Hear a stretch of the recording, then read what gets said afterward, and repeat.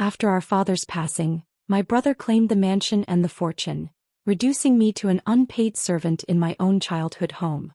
But while scrubbing the attic floors, I found father's reel will hidden inside an old doll, and a video showing how my brother truly earned his favor. The fountain in the driveway was still flowing, its rhythmic splashing usually a sound of comfort, but that morning it felt like a countdown. I sat in the high-backed velvet chair of father's study, my hands tucked under my thighs to hide their shaking. Across from me sat Mr. Henderson, the family lawyer, his face a mask of professional indifference. Beside him was my brother Julian. Julian wasn't crying. He was buffing his fingernails against his silk tie, looking at the mahogany desk as if he already owned the grain of the wood. When Mr. Henderson cleared his throat and began to read, the world didn't end with a bang. It ended with the scratch of a fountain pen. To my daughter, Elena, I leave a stipend for her basic needs and the right to remain on the property under the supervision of the primary heir. My heart didn't just sink, it went cold. The primary heir was Julian. Everything, the mansion, the offshore accounts, the vintage car collection, the very air I breathed, belonged to him. I looked at Julian, waiting for him to say it was a mistake, but he didn't. Instead, he leaned back, a slow, oily smirk spreading across his face.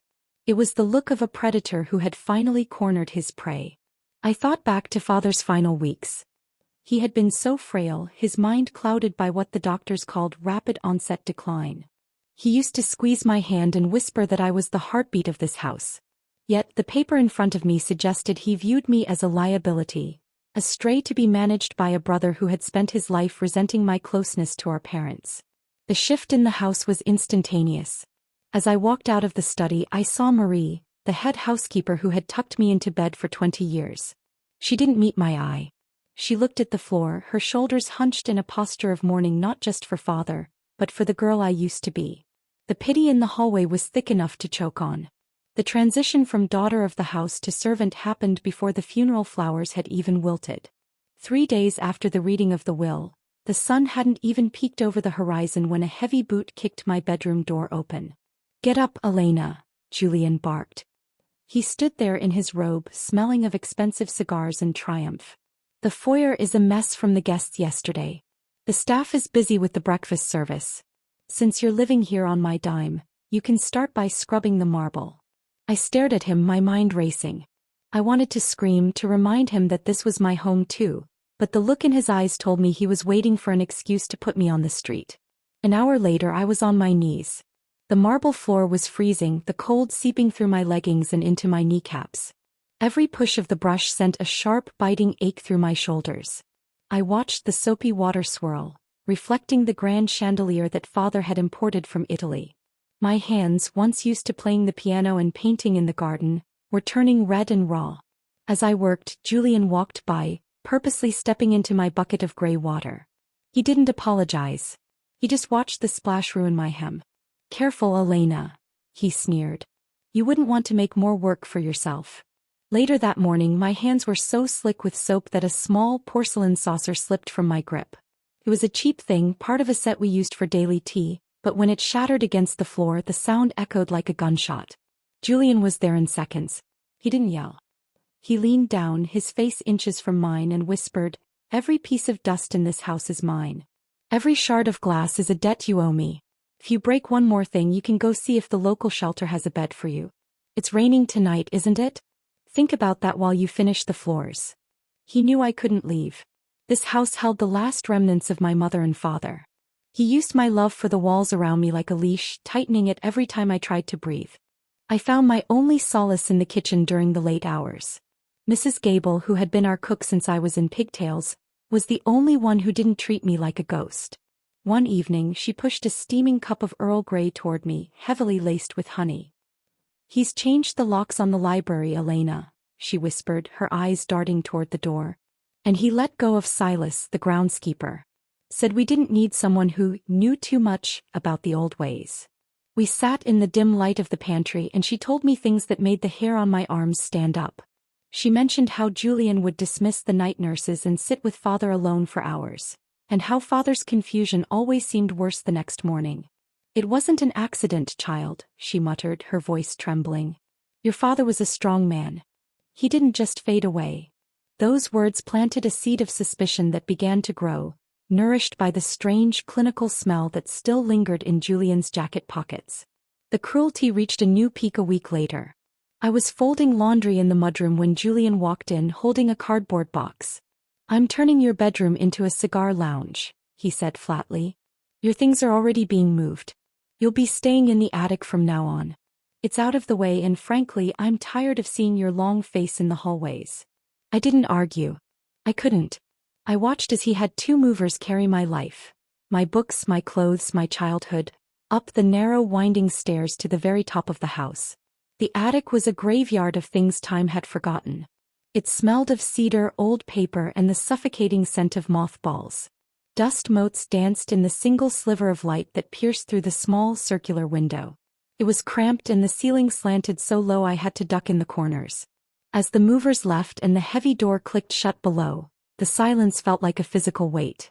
I stood amongst the crates of Father's old ledgers and Mother's stored linens, realizing that Julian hadn't just moved me, he had erased me. I was no longer a sister or an heir. I was a secret hidden under the eaves. I spent the first night huddled on a thin cot, listening to the wind howl against the roof tiles. To keep from losing my mind, I began to organize the clutter, trying to make a small path through the memories. That's when I saw it. A wooden chest tucked behind a stack of moth-eaten curtains.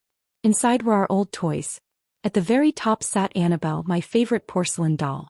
Julian had hated that doll. I remembered him trying to pull her head off when we were 7 because Father had given her to me for my birthday. I picked her up, brushing the thick layer of dust from her painted cheeks. He felt heavier than I remembered. As I ran my fingers over her lace dress, my thumb pressed against her velvet torso. Usually the doll was soft, stuffed with cotton batting, but there was a hard rectangular lump stitched deep inside her chest. It didn't feel like a mechanical part or a broken piece of porcelain. It felt intentional. My heart began to drum a frantic rhythm against my ribs. I looked at the door, making sure it was bolted, then reached for a small pair of sewing scissors I had kept in my pocket. As I began to carefully snip the old thread, I felt a surge of adrenaline. This doll had been sitting in the dark for years, a silent witness to our family's history, and she was holding a secret that Julian had missed. I didn't know then that the contents of that doll would be the key to my prison, but as the first glint of a plastic memory card appeared through the stuffing, I knew the ghost in the hallways was about to find her voice. The attic air felt thinner as I pulled the small pair of embroidery scissors through the aged lace of Annabelle's dress. Every snip of the thread sounded like a gasp in the heavy silence of the rafters. My breath hitched as the fabric parted, revealing a thick vacuum-sealed plastic pouch wedged firmly into the doll's torso, replacing the soft cotton batting I had expected. My fingers were slick with sweat, making it difficult to grip the slick plastic. When I finally freed the package, a small black memory card fell onto my lap, followed by a folded piece of heavy cream stationery. I recognized that paper instantly. It was from the desk set I had bought Father for his 65th birthday. Unfolding the letter felt like reaching across the veil. The handwriting was shaky, distorted by a tremor I hadn't realized was so advanced, but the words were unmistakably his. "My dearest Elena," it began, and I could almost hear his low, gravelly voice in the cramped attic space. "If you are reading this, the shadow I felt hovering over my bed has finally claimed me. I am writing this in the dark, hidden under the covers because I no longer trust the walls of my own home. Julian thinks my mind is gone, but it is only my body that fails. He has brought a man into this house, a doctor I do not know, and they have forced my hand on documents that make my heart weep. They are shortening my days, Elena. I can feel the fog they put in my water. I have hidden the truth where only a daughter's love would look. Do not trust the lawyer. Do not trust your brother. Find the strength I know you have." I sat frozen, the paper crinkling in my tightening grip. The grief I had been carrying for weeks suddenly transformed, sharpening into a cold, hard diamond of resolve. He knew. He had spent his final days terrified in his own bed, watching his son dismantle his legacy. I waited until the grandfather clock in the foyer struck 2 in the morning before I dared to move. The mansion groaned as I descended the narrow attic stairs, my bare feet memorizing the spots on the wood that didn't creak. I reached the heavy oak doors of the study, the very room where Julian had smirked at my ruin just days prior. To my surprise, the door wasn't locked. Julian's arrogance was his greatest weakness. He truly believed I was too broken to defy him. I slipped inside, the moonlight casting long, skeletal shadows across the rows of books. The glow of the computer monitor felt blindingly bright in the darkness. My heart hammered against my ribs, a frantic bird trapped in a cage as I slotted the memory card into the side of the machine. A single video file appeared. Room under 04. I clicked play. The image was grainy, taken from a hidden lens father must have tucked into the bookshelf. It showed father's bed. He looked so small, a ghost of the man who used to carry me on his shoulders. Then Julian walked into the frame, followed by a man carrying a black medical bag. "He's still lucid enough to ask questions, Dr. Eris." Julian's voice came through the speakers, cold and transactional. "The lawyer says the signature on the revised will won't hold up if he can speak clearly to the witnesses tomorrow." The doctor sighed, adjusting a syringe. "The dosage I've been adding to his evening tea should have him compliant. If we increase it, he won't be able to form a coherent sentence, let alone an objection. But it will accelerate the respiratory failure. Are we sure about the timing?" Julian didn't hesitate. He didn't even look at father, who was stirring weakly under the sheets. "Just do it. I've waited long enough for this estate to move. He's lived his life, now it's time for me to live mine." I watched, bow rising in my throat as father reached out a trembling hand, whispering a single word, "Water." Julian looked down at him, his face a mask of utter indifference. He didn't reach for the glass on the nightstand. Instead, he adjusted his cufflinks and walked out of the room, leaving our father to gasp in the shadows. I had to muffle a sob with my palm to keep from screaming. This wasn't just greed. It was a slow, calculated erasure of a human life. The brother I had shared holidays with, the one who had helped me learn to ride a bike, was a fiction. The man on the screen was a monster who had weighed our father's life against a bank balance and found the life wanting. The next morning, the servant Julian thought he had created was gone, replaced by a woman with a singular, burning purpose. I told Julian I needed to go into town for cleaning supplies and more industrial-strength lye for the floors. He barely looked up from his ledger, tossing a $20 bill at me like I was a beggar. Instead of the hardware store, I went to the old apothecary in the village, a place where the pharmacist Mr. Miller had known our family for decades. I lied and said I was looking for the records of father's final prescriptions for tax purposes. Mr. Miller looked over his spectacles, his face softening with a pity I finally found useful. "It was strange, Elena," he whispered, leaning over the counter. "The medications Julian was ordering, they weren't the ones your father's regular cardiologist prescribed. I flagged it once, but a man calling himself Dr. Eris called and told me to mind my business, said he was a specialist from the city." He handed me a printout of the logs. My eyes blurred as I saw the dates. The specialist had started the new regimen exactly 2 weeks before the will was mysteriously revised. As I walked back toward the mansion, I ran into Silas, the groundskeeper Julian had fired. He was sitting on a bench near the town square, looking lost. When he saw me, he stood up quickly, taking his hat off. "Miss Elena, I tried to get to you," he said, his voice thick with regret. "In those last days your father was calling for you. Every time I went to the window to check on him, Julian would be there, telling me you'd gone off on a trip, that you didn't want to see him like that." I knew it was a lie, but what could a dirt shoveler like me do against a man in a suit? I gripped Silas's hand, the rough calluses of his skin a reminder of the honest world Julian had tried to destroy. "You've done enough, Silas. Just stay close. I'm going to need a friend soon." That evening, Julian was hosting a small dinner for his business associates, the kind of men who smelled of expensive gin and hollow promises. I was forced to wear a plain black dress and a white apron, a costume designed to remind me of my place. I moved around the long mahogany table, pouring wine and clearing plates. Julian was at the head of the table, laughing loudly as he described his plans to bulldoze the south garden, Mother's favorite place, to build a modern lap pool. "It's about progress," Julian said, raising his glass. "My father was a man of the past. He didn't understand the value of an asset that doesn't produce." I walked up behind him to refill his glass. My hand was steady, the memory card tucked securely into the hidden pocket of my apron. As I poured the deep red Cabernet, our eyes met in the reflection of a silver serving platter. For the first time since the funeral, I didn't look down. I didn't flinch. I stared directly at his reflection, a small, knowing smile touching the corners of my mouth. Julian's laugh died in his throat. He shifted in his seat, his brow furrowing as he looked at me. He saw something in my expression. A flicker of the golden child, who used to challenge him at chess and win. For a split second, the smug mask of the master of the house slipped, revealing a tiny, sharp needle of fear. He didn't know what I had found, but he knew the servant had stopped being afraid. And in this house, built on secrets, fear was the only thing that could truly burn it down. The days following that dinner were a blur of calculated performance. Julian, rattled by the sudden change in my demeanor, had decided that the best way to reassert his dominance was to throw the most lavish event the county had seen in decades, the Founders' Gala. It was ostensibly to celebrate Father's legacy, but we both knew it was Julian's coronation.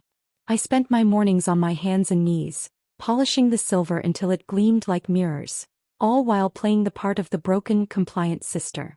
"I want to help with the tribute, Julian," I said one afternoon, keeping my voice soft and slightly tremulous as I ironed his silk shirts. "It's the least I can do for Father. Let me handle the audiovisual presentation. I have all the old family photos stored in the attic anyway." Julian had looked at me with a mix of suspicion and greed. He saw a way to save money on a professional technician and a way to humiliate me by making me work during the party. "Fine," he snapped, not looking up from his phone. "Just don't mess it up. I want this night to be perfect." Little did he know I was spending my nights at a small, dimly lit diner on the edge of town, meeting with Mr. Sterling, a retired prosecutor who had been a dear friend of Father's before Julian had frozen him out. Together we worked in the shadows. He helped me authenticate the digital files from the memory card and coordinated with the local precinct, ensuring that when the hammer fell, there would be no room for Julian to worm his way out of the consequences. The night of the gala arrived with a suffocating sense of grandeur. The mansion was transformed. White orchids draped from every banister, and the scent of expensive perfume and aged bourbon filled the air. I moved through the crowd in my servant's black dress, carrying trays of hors d'oeuvres, listening to the city's elite whisper about Julian's extraordinary kindness for keeping his troubled sister under his roof. Every compliment directed at him felt like a drop of acid on my skin. I saw him standing near the fireplace, holding court with the mayor and a group of high-profile investors. He was wearing Father's favorite gold Patek Philippe watch. Seeing that watch, a gift Mother had given Father on their 25th anniversary, glinting on the wrist of the man who had hastened Father's end, nearly broke my resolve. My fingers tightened around the edge of my silver tray, but I forced a smile when a guest reached for a canopy. The weight of the memory card in my pocket was the only thing keeping me grounded. Around 10 p.m. the lights dimmed. Julian stepped onto the small stage in the ballroom, a microphone in his hand. "Thank you all for coming," he began, his voice dripping with practiced sincerity. "My father was a man of vision, and tonight, we honor that vision with a tribute to his life and the future of this estate." He signaled to the back of the room where I stood behind the projection console. My heart was thumping so hard I thought it might bruise my ribs. I looked at Mr. Sterling, who was standing near the exit with two men in plain suits. He gave me a barely perceptible nod. I took a deep breath, my finger hovering over the play button. The screen flickered to life. For the first 3 seconds, a beautiful photo of Father in his prime appeared, smiling at the camera. But then the image jumped. The grainy night vision footage from the bedroom filled the massive screen. The audio, cleaned up and amplified by Mr. Sterling's contacts, boomed through the ballroom's professional sound system. Julian's voice, cold, calculating and murderous, rang out, "Just do it. I've waited long enough for this estate to move." The transformation in the room was chilling. The sound of clinking champagne glasses stopped instantly. A woman in the front row let out a soft, sharp gasp. I watched Julian's back. He froze, his shoulders hunching as if he had been struck. On the screen, the video showed him refusing Father that final glass of water. The silence that followed was heavier than any noise. It was the silence of 100 people realizing they were in the presence of a predator. Julian spun around, his face a ghastly shade of gray in the flickering light of the projector. "Turn it off," he screamed, his voice cracking. "Elena, turn it off right now." He lunged toward the stage, but the two men in plain suits were faster. As the lights swung up, the police officers moved in. Julian tried to scramble back, his eyes darting around the room for an escape that didn't exist. "It's a fake," he bellowed, pointing a shaking finger at me. "She's unstable. She's been living in the attic, she's lost her mind and doctored the footage." He turned to the crowd, pleading with the very people he had been bragging to moments before. "You know me. You know my character." But the elite of the city were already backing away, their expressions a mix of horror and disgust. I stepped out from behind the console and walked slowly toward the center of the ballroom. In my hand I held the original, stamped will I had pulled from Annabelle's heart, along with the letter Father had written in the dark. I didn't yell. I didn't need to. "The only thing that was fake, Julian, was the brother I thought I had," I said, my voice steady and clear. I handed the documents to the lead officer. "This is the true will, signed and witnessed before you began your adjustments to his health. And this letter explains exactly why he had to hide it." The officer checked the seal and looked at Julian, who had collapsed onto a velvet chair, the gold watch on his wrist catching the light one last time before the handcuffs clicked shut. The bravado had completely vanished, leaving behind a small, pathetic man who had gambled his soul for a house he never truly deserved.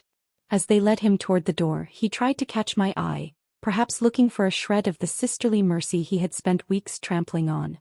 I simply turned my back. "Julian," I said quietly as he reached the threshold, "don't ever come back to this house. You're no longer a part of this family's story." A month later the mansion felt different. The orchids were gone and the heavy, oppressive air of Julian's reign had been replaced by the scent of fresh wax and open windows. I sat on the porch swing, a glass of lemonade in my hand, watching Silas, whom I had rehired the very next day, carefully pruning the roses in Mother's garden. The legal battle had been swift. With the video evidence and the pharmacy logs, Julian's claim was stripped away in record time. But I didn't want the fortune for myself. I spent my afternoons at the mahogany desk in the study, not counting money, but signing the final charters for the Arthur Graham Foundation. The mansion was being converted into a high-end communal living space for local seniors who had been displaced or mistreated. A place where they would be respected, not silenced. I looked down at my hands. The redness from the scrubbing had faded, but the strength in them remained. I had gone from a golden child to a ghost and finally, to a woman who knew exactly who she was. The money was back in the right hands, but as I watched the sunset over the driveway, I realized the real inheritance wasn't the marble or the silk. It was the peace of knowing I had finally brought my father home.